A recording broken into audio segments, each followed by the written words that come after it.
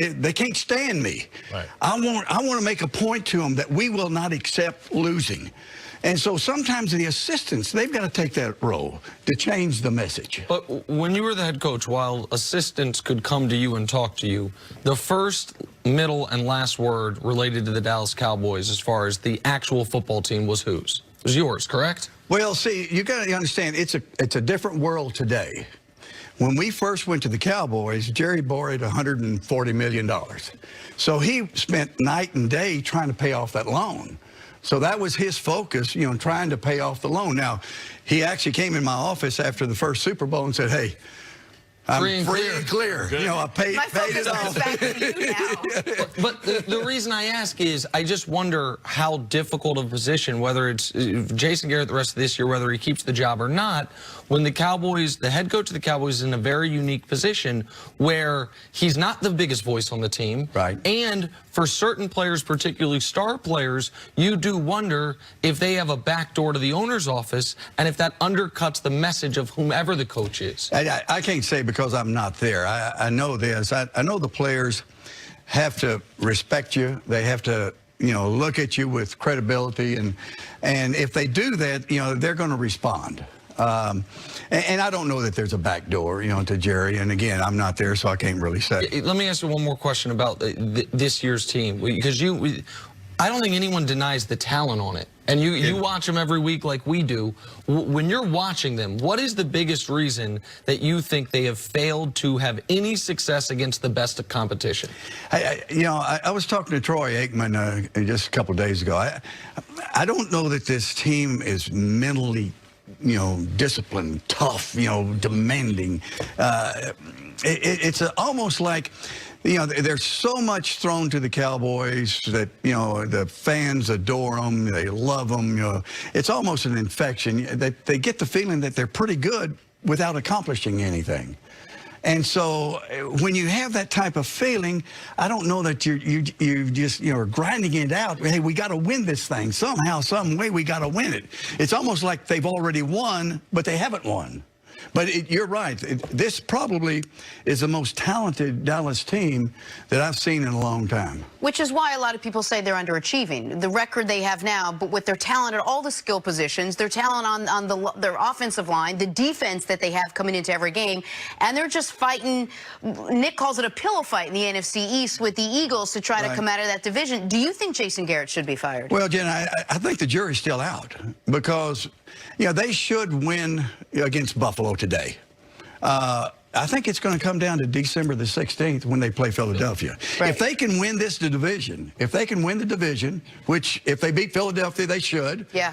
Then as talented as this team is, in the playoffs, anything can happen. And they'd be guaranteed a home playoff game. Right. Against a team that almost assuredly have a better record, but there'll be a home playoff game if they win the division. Jimmy, the other big question in Dallas that's looming is contract talks for Dak Prescott. Dak entered the season without one. Since then, he's quietly led the NFL in passing yards. Jerry Jones said, quote, "I'm not known as a guy that gets hand cramps when I'm writing checks." So vintage Jerry Jones. Well, he might have to write a record-breaking one in a couple of months. Do you think Dak's shown that he deserves to be the highest-paid quarterback in the NFL right now? Well, you know, I'm old school. I don't think any of them deserve what they're making right now. Yeah. But, yeah, one thing about Jerry, I've always said he's probably the smartest businessman that I've ever known. And he really works it, and he does a great job of it. He will get Dak signed. They will sign him to a contract, and he will sign a record contract because he deserves it. So it will eventually get done. You know, I don't have any doubt about that. So addition by subtraction, because if his deal is going to get done, we know it's going to be record-breaking, but what does that do to Byron Jones? So is Dak good enough to be able to lose those type of impact players throughout his team? Yeah, if Dak's going to be the main one. Right. We got to get his contract signed. Right. And then after Dak, you know, then you got to go, you know, Cooper and, you know, and some of the rest of them. Right. We've seen it happen with the Ravens. We've seen it happen maybe now with Russell Wilson. But Russell Wilson proved that he can carry a team. Right. can Dak Prescott carry a team? Because we've seen him come up short.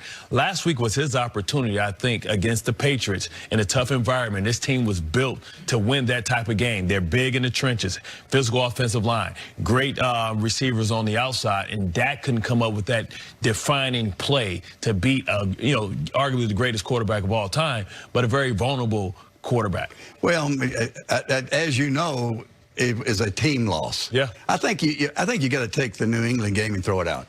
The weather, Belichick, special teams, they had a couple of really mess-ups on special teams. So there was a lot there besides Prescott. Okay. So I don't think you look at the New England game and say, well, hey, that's a defining moment for Prescott. I think Prescott can win a Super Bowl with the surrounding cast that he's got right now. I'm curious philosophically, because it is a different era in the NFL than it was a quarter century in a lot of different ways. Right. One of the reasons you guys were as dominant as you were was not just great coaching, but it was you guys had a Hall of Fame quarterback to go along with Hall of Famers all over the place. In the modern NFL, because the quarterback money, even if all the money's crazy, the quarterback money is 3x what you're paying almost any other position, right, aside from the single highest paid guys in individual spots. If you were building a team, do you think that you would be better off having a middle-of-the-road quarterback that is paid as such, or a $40 million a year guy that's not Russell Wilson, Patrick Mahomes, Aaron Rodgers, a good but not MVP level quarterback that's going to cost you your right tackle, your nickel corner, and your tight end? Because that's the math we're talking about. Nick, I think in today's football, and it has changed. I think many years ago you could win with a middle-of-the-road quarterback and a great team. I think because of the passing game and the rules the way they are today, you've got to have a great quarterback to get you over that hump to win the whole thing. And so you got to pay the quarterback. And the one thing people didn't realize, we had the youngest team in the league, when we won the 2 Super Bowls. Not only was it the youngest team in the league, it was the lowest paid team in the league. The whole key is drafting good players. You can't build it with free agency. Draft good players. That way you've got your salaries down low, but you got to have that great quarterback. And that brings us back to, I think, a lot of the frustration with the Cowboys this year is one thing no one can argue is they haven't drafted well. The last half decade, you look at their first-round picks. First-round pick, basically every first-round pick they've made since Mo Claiborne has turned into a Pro Bowler. They traded one away for a Pro Bowler and Amari Cooper. So you have that homegrown talent. So you have all of this homegrown talent. They didn't go out and try to splurge in free agency aside from the minor additions. And it's still like, why isn't this the year they get over the hump? That's the question I don't think anyone has the answer for, because I don't know about you, going into the year, my question about the team was about Dak. How good is Dak going to be? Dak, to me, has answered a lot of those questions this year. He's played the best football of his career, and they're still 6-5. Yeah, I talked to Bill Belichick, just before the Dallas game, and he said he didn't expect Prescott to play as well as he has played. He said he is more accurate than he ever thought he was. Yep. And so, Prescott, going into the year, I was the same way. I didn't think his accuracy was, what it should have been, but he proved in those early games that it was. But again, they lost that game against New England for a lot of different reasons, not just Prescott. It's funny because I spoke to Bill Belichick just before the break, and he told me to say hi. So he says hi.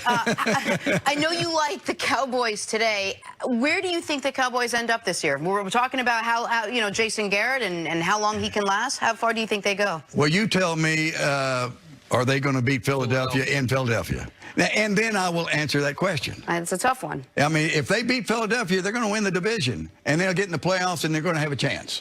If they lose to Philadelphia, it's going to be ugly. See, but that's why it falls back to me, back on Jason Garrett, because it sounds to me like they have the talent. They just don't have the push that they need, because what you need in any organization, any locker room, is they have to be comfortable with being uncomfortable. And it seems like they're a little bit too comfortable in there to have that edge to get over the top. Well, I made them uncomfortable, I promise you. How many times this year would the Cowboys not have been eaten on the plane ride home, John? At least 3. There's at least 3. We may have canceled the plane and let them walk home. Ice cream and winners, coach. Listen, we have no idea where the Cowboys are going to go this year, seemingly. All we do is go through the schedule grid. We go game after game after game. We've had them winning and losing 16 different times, But if they can't beat Buffalo today, then to me that is, even if maybe they still could win the division, but if you can't beat Buffalo at home on Thanksgiving and you are then 0-5 against winning teams, to me that would remove any optimism that if they do sneak into the playoffs because Philly falls apart, that they can do anything. The bottom line is how they do in the playoffs. Yep. That's the bottom line. Got to get there first. Yep. Jimmy, thanks so much for hanging you out so with us much. today. All We right, love spend time with watching the you. legend. Thank you. I got that sponge for you in a minute. Don't worry. Much more First Things First right after this.